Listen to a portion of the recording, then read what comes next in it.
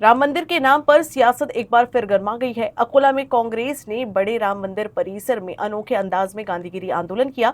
भगवान श्री राम से प्रार्थना की गई कि राम के नाम पर लूट करने वालों को सद्बुद्धि मिले और मंदिरों में चोरी करने वालों के खिलाफ सख्त कार्रवाई हो। रघुपति राघव राजा पावन सीताराम। रघुपति राघव राजा पावन सीताराम।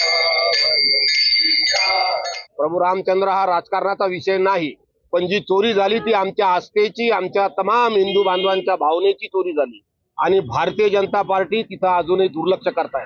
सारी मॅनेजमेंट ही भारतीय जनता पार्टीची होती।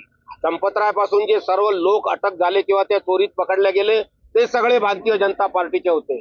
काय भारतीय जनता पार्टी या चोरीची जबाबदारी घेईल? काय प्रभू रामचंद्राचं अयोध्येत मंदिर यासाठी बांधलं होतं तिथं येणाऱ्या देणग्या अशा पद्धतीनं चोरल्या जातील आणि यासाठी महात्मा गांधी जे या देशाचे महात्मा होते, राष्ट्रपिता होते, ज्यांच्या दिवसाची सुरुवात प्रभू रामचंद्राच्या भजनाने व्हायची, तेच भजन गात आम्ही सगळी काँग्रेस जन हा सत्याग्रह करतोय की हे ईश्वरा यांना सद्बुद्धी दे आणि राजकारणात ईश्वराचा वापर करू नको देऊ आणि जी चोरी झाली त्यांना कठोर शिक्षा द्या।